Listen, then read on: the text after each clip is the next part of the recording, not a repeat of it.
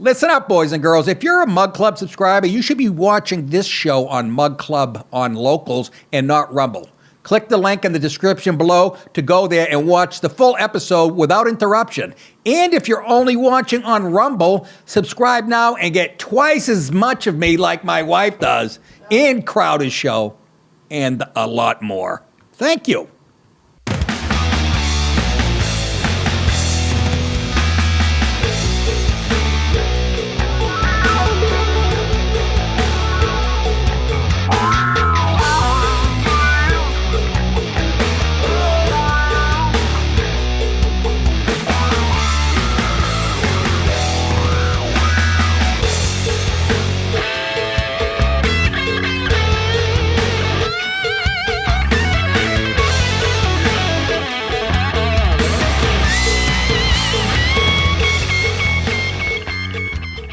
Mr. DiPaolo, no one could be as nasty as you pretend to be unless they really wanted to be disliked. Sisters A's. Hi, kids. How are you? That was Dallas. It's true. Welcome to the show on a Wednesday. How are you? Haven't seen you since Thursday. And by the way, I haven't made a doo-doo since Sunday. Yeah, I know. Didn't you have a good steak? Yeah, but that blocks me. That protein blocks me, you know. But I also ate, I ate the vegetables that came with it, you know. A giant carrot. Went to a Bob's Steak and Chop House in Dallas or whatever. They give you a giant carrot. You ever get that next to your steak? You have had that? Yeah. It must be a Southern thing. It looked like a Bugs Bunny carrot, but it's candied like whatever they did. It's delicious. It's a great, that wasn't enough. I guess the 3 glasses of wine and the Glenlivet and 2 beers might have dehydrated me. I don't know. But first of all, I get dehydrated. You guys don't need to hear poop stories. But when people travel a lot, that's common. You get dehydrated. You get and I don't drink enough water as it is. And the fucking Ozempic has been known to block people. And right now, I have William Refrigerator Perry in my ass, right at the. I know he was a defensive block. All right, suck my dick with a clock. God damn it, fucking A. Anyways, leave that in. Seriously, people love that type of shit. Good weekend out there in Dallas. Finally got to meet Alex Jones, who is just you get what you see on stage. It's energy like nobody's business, and he spoke off the top of his head when we did the big press conference. It was a re-platforming of Mug Club, in other words, or it's on Rumble now. He brought on Bryan Callen, who I've only met a few times and liked, because he's a guy's guy. But he was really funny sitting around the table. He's a in the moment funny dude, really enjoyed Callen. The longest I got to hang out with him. And Alex Jones, like I said, was a handful like you'd think he is. He's a great guy, though. Nice guy, and it was a big deal. I mean, they have an undercover investigative thing, like Project Veritas.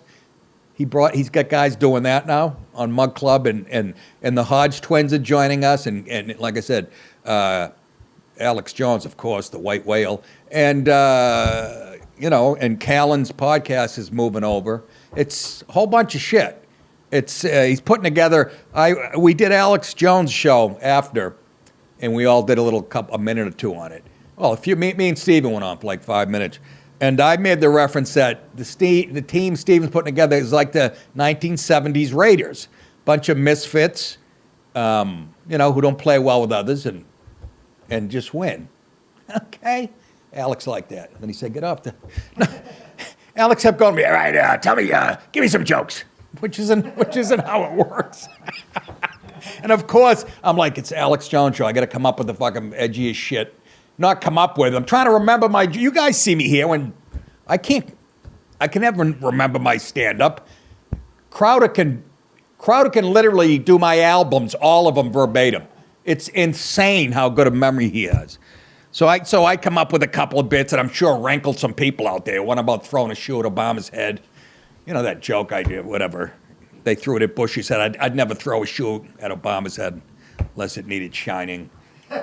Shit like that. Those are the only couple I could think of. And folks, you know I'm not racist. I hate everybody, especially the Asians. No, it's a fucking joke. They're very cute. Your hate is full of equity. It is. Wait a minute. You might have something there. New segment. HEI, hate, equity, inclusion. Good going, Dallas. Jot that down. That might be a thing for us. Yeah, went to a nice steakhouse and what else?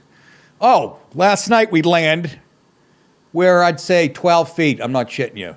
12 feet from the, what do you call it when the thing comes out and hooks up? The runway thing? Yeah, we're 12 feet from that. And we stop. And the guy comes on. Well, because of the lightning, they can't have people out on the tarmac. These guys that absolutely do nothing. So we're sitting fucking 10 feet. I can spit on the gate. And we sat there for 45, 50 minutes. Oh my God, I was pulling my pubes out. So listen to this. I look out the window of the plane. I was in a 1B, and a lady next to me, young lady, with kids. And she didn't have kids with her, but I'm just saying she lived in Savannah. We had a nice chat. I look out the window. I see a bag that you travel with, a bag on wheels with a handle, blowing across the tarmac, standing straight up. Dallas, if it wasn't doing 40 miles an hour, I'm gay. I am not shitting you. It was the funniest. It looked like somebody had a remote control. And so we're watching it. It must have went 200 yards in 10 seconds. And then you see those guys on those trucks out there chasing it. And they're zigging.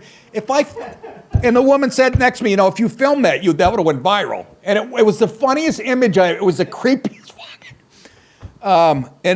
But then I understand, because the plane was rocking from the wind. Once again, I don't have the bag blown by, but I filmed out the window how the wind and the rain, I should have sent to you. But then again, you people, I think you've seen that. You're not from like fucking Venezuela, were you? What is that? I don't know. I'm all fired up. All right, and the Sox got bombed last night by Kansas City, so fuck them. Alex Cora, I keep defending you, but I'm sick of you sitting guys. Oh, they need a rest. Really? And I probably said this on the show, so bear with me. Really? Cal Ripken played what? 2,100 games without missing one? But these guys need a day off every couple weeks? Suck my ass. It's the softest sport in professional sports. I don't give a fuck. I would be pissed if I was a season's ticket holder for the Sox. You go up, you go every night, and Devers won't be there one night. You don't see the full. Why wouldn't you put the best nine? You're not playing fucking NFL football or hockey. Give me a break. Story comes back. Oh, they're going to play him every other day. Well, his elbow's either good or it isn't. Am I right? If you say he's not strong enough to play every day, he shouldn't be playing. He's going to risk hurting it. So he's either strong. What the? And again, that comes down to money and lawyers and agents and all that other horseshit. I've had enough. I know you guys wish I was gay and didn't follow sports, but fuck you. I'll suck a dick and watch roller derby. Don't tell. You hear that from the peanut gallery? He never. Anyways, let's get to it. Pathological lying scumbag. Gee, who could I be talking about?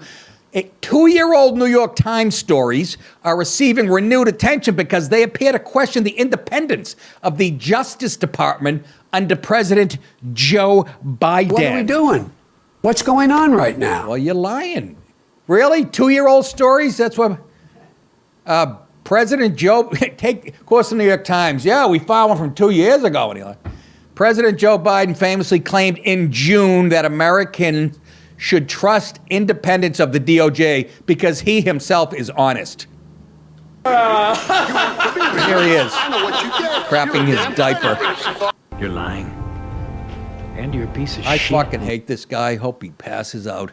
Because you notice, he says, I have never once, not one single time, suggested to the Justice Department what they should do or not do relative to bringing a charge or not bringing charge. He's talking about against Trump. I'm honest, he says. Do you know how many people threw up blood when they heard that? But according to the New York Times, Biden vented behind closed doors frustrations that the DOJ was not aggressive enough in pursuing former President Donald Trump. This is what the Times do. They release things like this 2 years later so they can go, look, we play both sides of you. Fuck, you're not fooling anybody. old grade labia. That's the new name of the paper. In March 2023, the Times reported, in the past, Mr. Biden privately told his close circle of advisors that Mr. Trump posed a threat to democracy and should be prosecuted for his role in the events of January 6th, according to two people familiar with his comments. He also told confidants, somebody had to tell him what that meant, that he wanted Attorney General Merrick B. Garland, you know who. Please give me call. To stop acting like a ponderous judge and to take divisive action. The allegations first surfaced in a so-called paper of record, that's what they call it, last April in a story about the DOJ's aggressive prosecution of individuals involved in January 6th. This is from the New York Times back then. Fast forward now, this is in the Times, they're saying, fast forward about 16 months, and Trump is now facing criminal prosecution for alleged conspiracies and obstruction related to the 2020 presidential election, and special counsel Jack Smith's eyes January 6th attorney. What the fuck? Eyes? What does that mean? Anyways, January 6th attorney general, and I'll say attorney general. Please give me I jumped on that one again. Garland, who was appointed by Dinkweed. The Times, of course, absolved Biden of directly influencing Garland. According to Wall Street Journal columnist Kim Strassel, seen here, and that's the best picture you'll ever see of her. Because, man, you know Eddie Munster? Anyways, she's really smart. I shouldn't say that that's shallow and sexist, but I don't give a fucking rat's ass. I am who I am. This is how it works in Washington, she said. She's really good, actually. Biden was never going to produce a memo and send it to the Department of Justice outlining his wishes. Nobody does that. They all want plausible deniability when it comes to sending orders to the DOJ, she explained. That has to be explained to people now? But instead, he tells a close circle of confidants, and then those confidants tell others, and that message gets to Merrick Garland, and that's how it gets out. Of course you're not going to leave a paper trail. It's not even him. Again, it's not him, but I fucking hate him anyways. Joe Biden! All right, take it easy, kids. Hey, in the second half of the show, I'm going to be talking about another strain of COVID. Apparently that's hit New York City. See how I told you they'd keep this in the background forever? Just so you won't be surprised when they tell you to wear masks again and there's another and I'll be talking about another college removing a part of history because they're ashamed of our history. And again, that's what ISIS does and when they take over a culture, they burn down statues. So we'll touch on that. It's exclusively on Mug Club. So join now to get that at nickdip.com. And I'm excited about the whole Mug Club thing, man.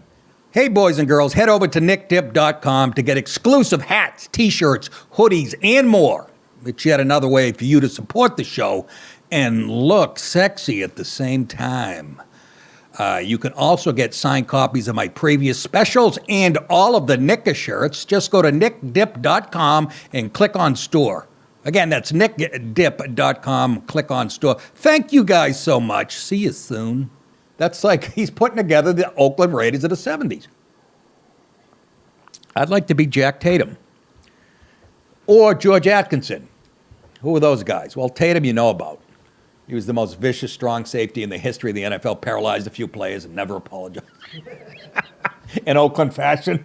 And George Atkinson was a guy, he ran up on the first play of the 1975 AFL championship, AFC conference, I should say, Patriots and Raiders. The first play of the game, he punched Russ Francis through his mask, Patriots tight, and broke his nose for no reason. I was heartbroken that the Pats lost that game, and they got robbed at the end. It was so classic Raiders. I go, can't beat them, fucking join them. My dad always liked them because he goes, they're hated. They're bad boys. And I go, okay. But why do you treat me like I have to be a Cub Scout, you fuck? Exact quote. Anyways, headline, Joe bugging out. Oh, goodness, great. Did you see this clip? President Biden was bugging out during a rare interview that aired early Wednesday. Is that today? Came out today. The handsy 80-year-old commander-in-chief reached out and brushed an insect off the meteorologist Stephanie Abrams' chest in an awkward moment during his chat with the Weather Channel. So I don't know. Yeah, me too. So I'm not going to hold that against him. But when I heard this, I go, okay, let's see. And first, I was talking to the Weather Channel. I actually gave Gutfella a good one in his monologue, saying, "Yeah, he talks to the Weather Channel." He goes, "I heard those guys at Burisma are going to make it rain over here." Good one. Nobody could think of it but me. I didn't see it out there. Anyways, maybe he used it already. I don't know. Biden, who has long been accused of finger popping 12-year-olds, I made that up, he was overly. He's long been accused of being overly touchy. Was dodging a question on the Weather Channel, about a low coming out of the South at 55? Well, what the fuck? He was dodging a question about why he has not declared. Oh, my God. So even the Weather Channel's in on this shit? The Weather Channel has been dying to get political for years and trying to put itself in this realm of non-meteorology. Yeah, but what's been stopping him? I don't, fucking... Joe Bastardo, that was his name. O'Reilly used to have this guy on Weather Channel. Did he work at the Weather Channel or not? I don't know. He was a renowned weather guy. And he would blow a hole in the theory every time he was on O'Reilly. Got so much crap. He would bring out graphs and charts that go back to, 12 AD, proving it was hotter then, for Christ's sake. And you couldn't argue it. So suck it. And then these people come along, really? Do they do their homework before they work for the Weather Channel? Do they give a fuck? Is everybody just, I just want in? So they're busting his balls why he did not declare climate a national emergency when and it's not because he doesn't believe it. And he's been pushing it like everybody else. I guess you have to sign a paper making it a national emergency. When he spotted an errant insect, first of all, why is it an errant? It landed on a tit? Sounds like an insect knowing exactly what it's doing. It looked just like Joe himself, big head. Anyways, it was an insect crawling on Abrams' suit jacket, and he goes, and I've used this plenty of times. But I do it in a men's locker room. It's very creepy. "Oh, you've got a bug on you," he muttered, quickly reaching out and flicking the critter off Abrams' upper chest. Let's go to the videotape. We passed a $368 billion climate control facility. We're moving. Pause. They passed a control facility, not the fucking bill or a law. They passed it. What do you mean? You passed it in a truck? Fucking beep the horn. Hey, we built that. You dumb cocksucker. Go ahead. Can't even. It is the existential threat to humanity. So you've already declared that national emergency? Well, in the practice, you have a bug on it. Oh, thanks. Appreciate it. See that national emergency? Practically speaking, yes. You got a bug on. First of all, okay, that's her shoulder. It's not her fucking upper chest. And if I'm defending Biden, give me a break. I want somebody to bury him in that desert behind him. It's her fucking shoulder, all right? They're acting like he flicked it off her bean. Hey, you got a caterpillar on your clit. Ping! I mean, that what I would have got excited about. Thanks, appreciated, dink, she said. Thanks, you see how quick she jumped right back to the thing? So, they probably said, "Look, Mary, be careful. This guy's handsy." Anyways, thanks, I appreciate it, whore. And she said, before rapidly stirring the conversation back to climate, back to the big lie. That's not even close. Would she have a tit on her collarbone? What are you guys talking about? Just before imagine though if he left it and bit her and she died. What a story. Just before the unexpected entomological interruption, I'm in a hurry. Abrams grilled Biden on whether he was prepared to declare a national emergency on climate change, a move that would unlock temporary executive powers to ramp up renewable energy. Anyways, For now on, I'm going to, instead of reading what they think it is, I'm going to say a shakedown, a fucking shakedown by the globalists of actually America. You'll pay for it first. And, you know, energy production, free up federal funds for disaster relief. Yeah, we can't do that now. And curb oil drilling and U.S. investment in fossil fuel. Yeah, we already know if you did all that, the world would stop as we know it. So keep pushing that wet dream, and you dumb lib cocksuckers who vote Democrat can keep biting on it and believing it, even though it's going to come out of your pocket. And China's building 12 coal plants a second over there, and we all share the same sky the last time I checked. You fuck stains. Now here's Bill with the weather. It's hot. Thank you, Bill. Fucking, you're falling into this role beautifully. This is turning into the Morning Zoo Show. That's my sidekick, Bubba. He'll be running down Main Street naked with lottery tickets taped to his ass. You guys can try to grab one. It was actually a stunt when I did radio in Nebraska or somewhere. Gotta love those guys.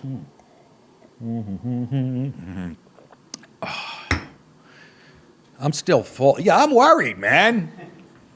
Did a doo-doo Sunday. What are we, Wednesday? Personally, I don't mind it because I don't like the way God designed our piping system. It's a fucking pain in the ass. And I don't mean that as a pun. I just don't. There's better ways of doing it. You should have had a bag on our back. You press a button, fucking filter. And it just, I don't know, somebody plucks it off for you. No wiping, no nothing. I'm thinking about a bidet. And then I went, you know, fuck that. It better have the power of a fire hose or I'm not buying one. I want to break my head on the ceiling of the bathroom after I wash my ass. Anyways. By the way, I shit sherbet, so you shouldn't be getting grossed out. What? Cut it out. Hey, for those of you on Mug Club right now, stick around for the second half of the show. Everyone else, go to nickdip.com and join to get my full show and Steven Crowder's full show. Probably Callen now and the whole thing, right? Alex, a whole lot more. Alex John, come on. This is a do it now. Alex, what's his name? Jones came up with a great, he goes, don't boycott, boycott. In other words, he goes, that fucking money you're not using with Bud Light, that 40 zillion, put it in fucking Crowder's and people like that. I thought that was good. Did he come up with that? Probably. Guy's like a, I was ready, when I watched him give that, I was ready to fucking, you know, kick off. Put me in, man. I'd be the first play down the field and get knocked out. Run into that wedge. I used to enjoy that. In high school, that's how I made the team as a sophomore. Spent the rest of the year in a wheelchair, but they went, hey, as soon as he gets feeling in his feet,